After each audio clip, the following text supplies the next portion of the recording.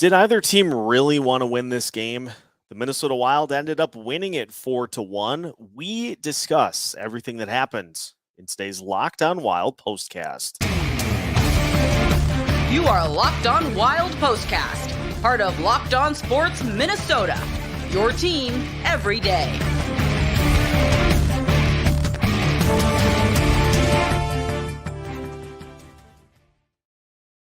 Welcome into a Locked On Wild postcast, as we are definitely after dark after a win over the Anaheim Ducks by a score of 4-1. Seth Topal breaking the action down for you, and let's just kind of cut to the chase. That was, by definition, how do the kids say it? F around and find out. The Wilds completed one half of that equation as they again made things way too difficult against an Anaheim Ducks team that has struggled this year, that is starting an AHL goalie after injuries to both John Gibson and Anthony Stolarz. The Wild did everything that we talked about in our pregame in looking at this matchup. They took some bad penalties. They gave up 3 different breakaway opportunities for the Ducks, one of which ended up in a goal.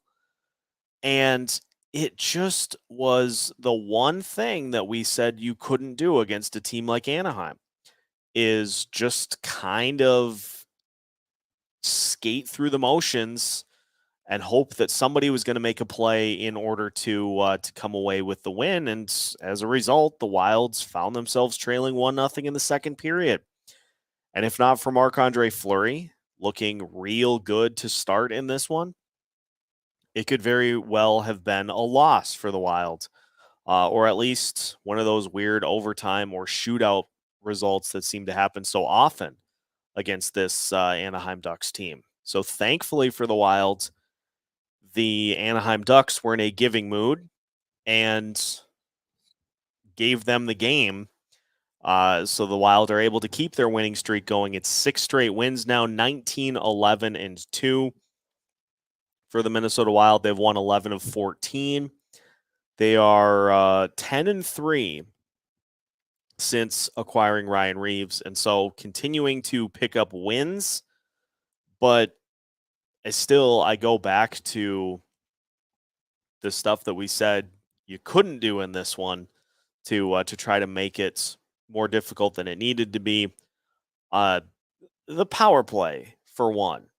That first power play that the Wild were on, in which they spent the first 50 seconds of the power play just passing along the perimeter, it looked like a team that just was hoping to kind of get in and out with as little effort needed so that they could go beat the San Jose Sharks tomorrow night and make it a 2-0 road trip before the break. It looked like a team that maybe was already on the break. And so the Wild overcame all of that. A few of the just weirdest goals you'll ever see.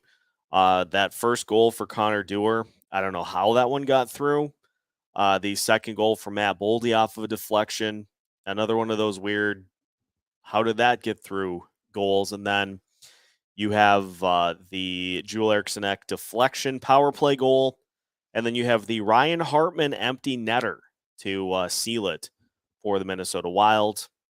And so it's amazing how your tune kind of changes over the course of a game if you go from trailing in a game you have no business trailing in to then putting together a third period in which you really don't leave any doubt as to the result. And to the Wild's credit, early on in this game, they looked really good. They were just dominating zone time.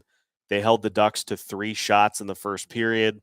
And so you leave the first period saying to yourself, okay, everything past the smell test there, past the eye test, the Wild had a ton of looks, just weren't able to get any in the net. Anaheim looked like the tired team. And then in the second period, it completely flipped to the point that Anaheim had all the momentum in that second period. And they end up getting the goal. The Wild are kind of fighting it for a little while. But as soon as Connor Dewar got the equalizer, order seemed to be restored. And the Wild ended up coming away with the win. So let's talk about the things that we liked in this one. Because, I've harped enough on the things that we didn't like. Good to see Ryan Hartman get a goal, get back on the score sheet, because he has looked good since he returned to the lineup from injury, and he looked at home with Matt Boldy and Freddie Gaudreau. Matt Boldy had a 3-point night. He looked really good, and so if that line combo continues to kind of figure it out and put it together and play some really good minutes, then you look at the equation and you say, okay, well, how long until Hartman is elevated to the top line again with Kaprizov and Zuccarello? For those that are hoping for that result, I hate to break it to you, but Sam Steele just continues to not give away that spot. He had a real nice game against his former team, nearly potted a goal, but was just continuing to do what he brings to that Kaprizov and Zuccarello line, which is speed, the ability to get to a spot in a hurry. And you have two really good passers in Kirill Kaprizov and Matt Zuccarello that can get him the puck when needed. But he generates too many battles, and he will go fight some of those battles along the boards that Kaprizov and Zuccarello then don't need to. And so he just has been a really good fit on that line with Kaprizov and Zuccarello. So liked seeing the Kaprizov line, even though they didn't score in this one.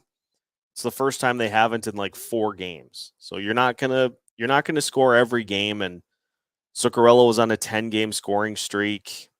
Kaprizov has had points in almost every game this season. And so you're going to have nights where they don't factor into the scoring. The Boldy line tonight was the one that picked up the slack. And so that was good to see. Marc-Andre Fleury has to be the far and away star in this one because he kept the Wild in it early.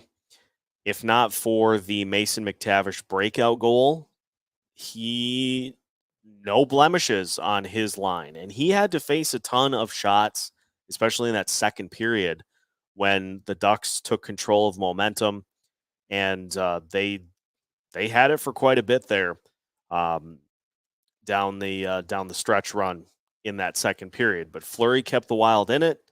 Did not wilt after that. He faced 2 other breakaway opportunities and he denied them.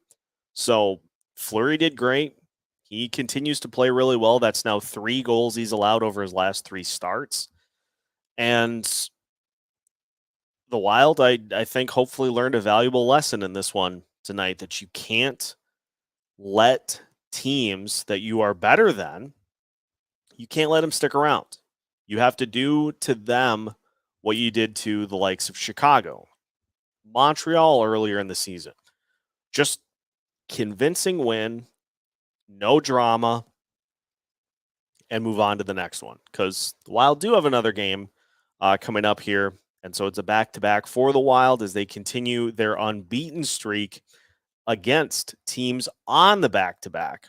And so we'll talk a little bit about that. We'll talk about the San Jose Sharks as well as we continue today's Locked on Wild postcast after this.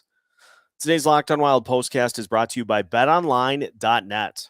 They are your number one source for sports betting info plus stats, news, and analysis. You can get the latest odds and trends for every professional and amateur league out there. From pro football to college bowl season to basketball and the World Cup, they've got it all at betonline.net. And if you love sports podcasts, you can even find those at BetOnline as well. They are always the fastest and easiest way to get your betting fix. So head to their website today or use your mobile device to learn more about the trends in the action at BetOnline, where the game starts. This message brought to you by the National Highway Traffic Safety Administration. Did you know that driving high is considered driving under the influence? That's right. Driving under the influence of marijuana is against the law in every state, even in states where marijuana is legal.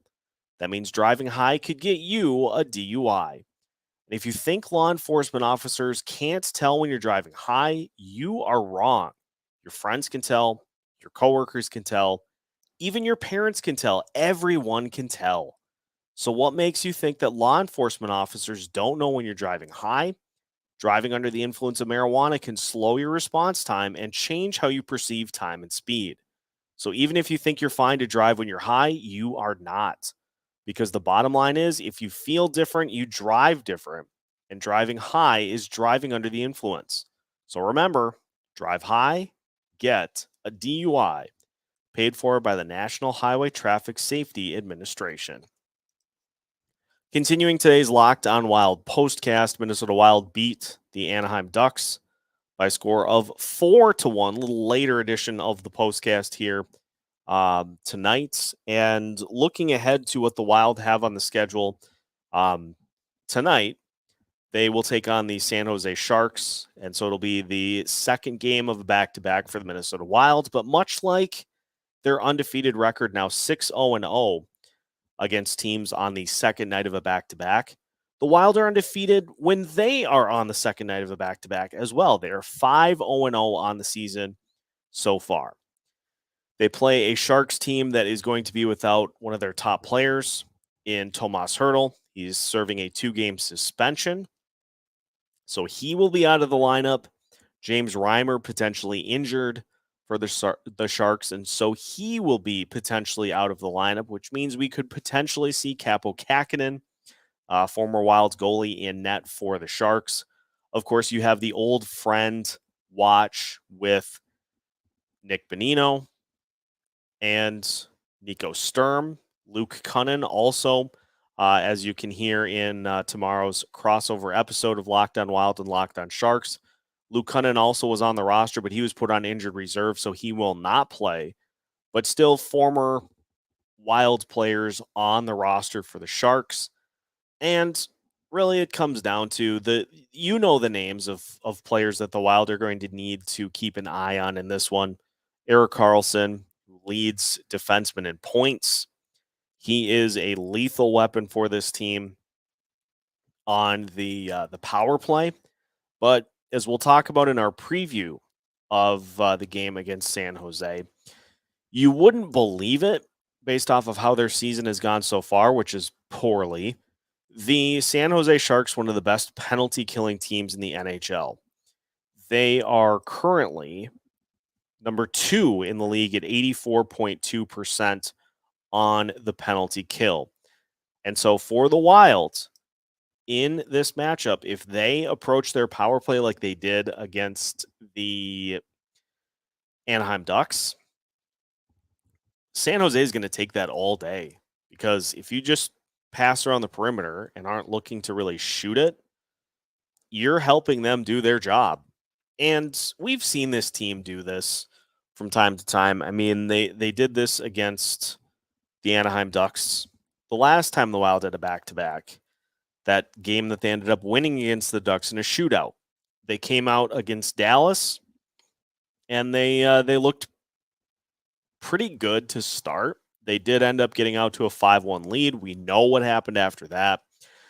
So this is not Dallas, first and foremost. This is not the Dallas Stars that the Wild are playing. It's the San Jose Sharks. And so if you get out to that type of lead, you should be able to hold it against this team. And so we'll see.